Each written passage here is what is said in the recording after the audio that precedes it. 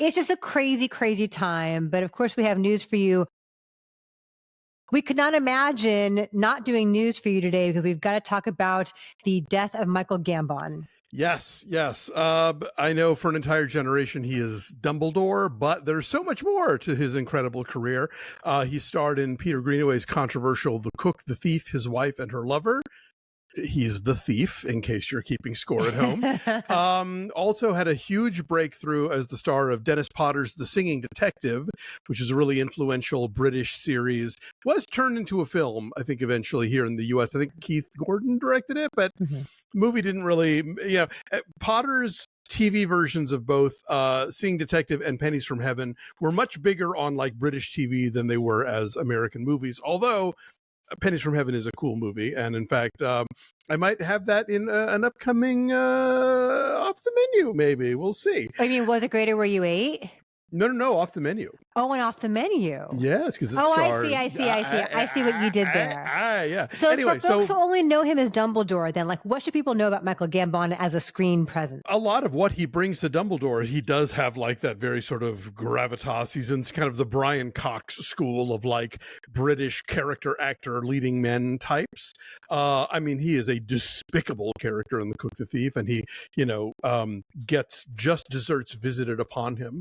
But in The Singing Detective, he is a psoriatic writer with flights of fancy. I mean, he really could cover a really broad range of stuff. He was one of the greats, and very much, I'm sure, like heaven knows all the stage work that we never got to see living in the United States. But he's one of those guys who comes to movies with this really deep well of experience, and it all comes out in these performances that really still stand up.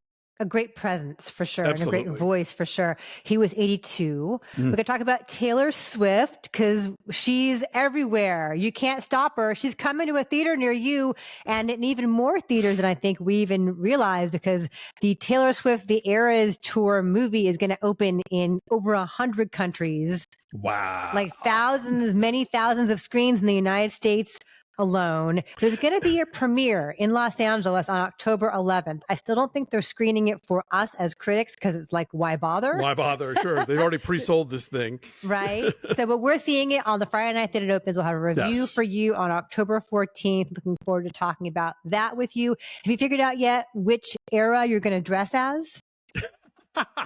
I'm going to dress as current era me. And no one can take that away from you. That's right. You are a blank space. You are whoever you want to be in the moment. So also, if you are a football fan, you know that Taylor Swift's been showing up at least one Chiefs game. There's something going on with her and Travis Kelce. Like maybe they're friends. He apparently has made overtures toward her, and there she was in the box with his mom cheering. And so sales of Travis Kelce jerseys have spiked 400% because she showed up to one game. Oh boy. Okay. We've been down this road before with Ms. Swift and various notable celebrities of various media and categories, and we'll just see how this one goes. Apparently, she's also going to the Jets game next weekend. So if she can generate interest in the Jets, the Aaron Rodgers-less Jets, that is very exciting. And if you're curious, Taylor and the Jets. That's really funny, actually. That's really good. If you're curious to know whether she shows up at the Chiefs-Jets game this Sunday, and maybe you don't have either of those teams in your town, you can watch them on Fubo, right? You can watch any sports that you want on Fubo. We've got a deal with them right now. Take 15% off your first month of Fubo Pro with the link we've got for you down below. Let's just find out what football games Taylor Swift goes to all season long. Aren't you curious to know? It's the easiest way to track her. Also, tons of movies and other entertainment content that is weirdly unavailable in other places. So like you'd be amazed the number of just watch searches that I go into that end in Fubo. So it's like, yeah, check it out. For sure. And then we have also Britney Spears More pop stars of note. If you never saw Crossroads, if you saw Crossroads when it came out 20-something years ago and you want to revisit it and reassess it for its artistic value, Crossroads is going to be back in theaters for 2 nights only, October 23rd and 25th, which coincides with the release of her memoir on October 24th. So it's a special thing. And there are certain VIP tickets where, like, when you pay a little extra, you get to watch the movie again, and then you get a copy of her book. Oh, nice. Okay. Who doesn't like a package deal? Come on.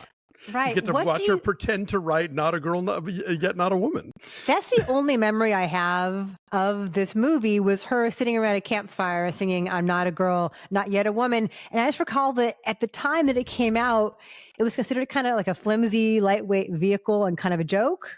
I don't know. Yeah. I mean, doesn't Dan Aykroyd play her dad? That's the main thing I remember. Oh. And I'll tell you, Barbra Streisand's memoir comes out November 7th. So if they want to do like a 2-night reissue of Funny Girl or something, I'm there.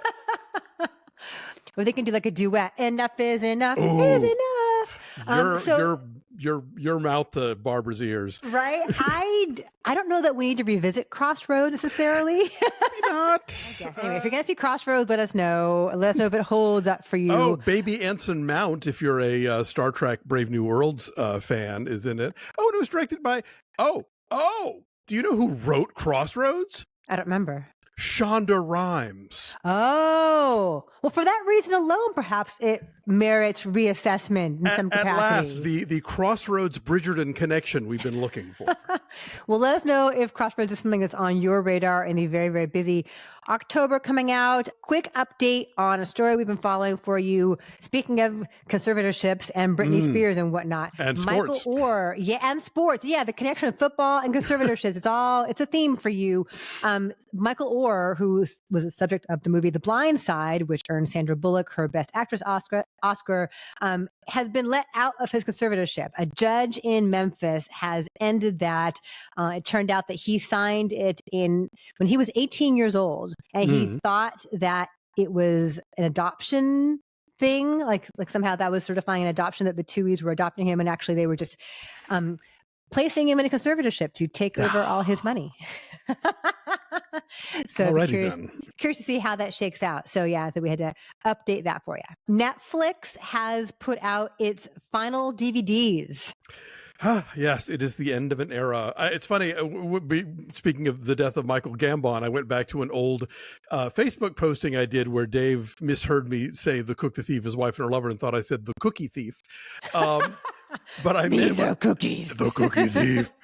But the context was I said, oh, The Cook the Thief is on Netflix Instant. Remember when we used to say that? Oh. Because you had to differentiate between Netflix in the mail and Netflix streaming. So yeah, Netflix Instant. But now it's just Netflix on that, and the physical, alas, is no longer with us. But as we mentioned a couple of weeks ago, Scarecrow Video in Seattle, which is a very impressive library, is beginning a rental by mail service. So if you are one of the Netflix diehards and you're wondering where to get your physical media fix rental-wise, check out Scarecrow Video in Seattle. Not an ad, we just like them. We like them. Do you know what the first video or DVD rather was that Netflix sent out? Oh, I read this somewhere and I've forgotten. What was it? It was Beetlejuice. Oh, okay. And then the last one that's going out, I guess, like today, people will get it today, is the Coen Brothers True Grit, which is so random. Like, I wonder why that. Again, I'm trying to come up with a connective tissue there. I got nothing.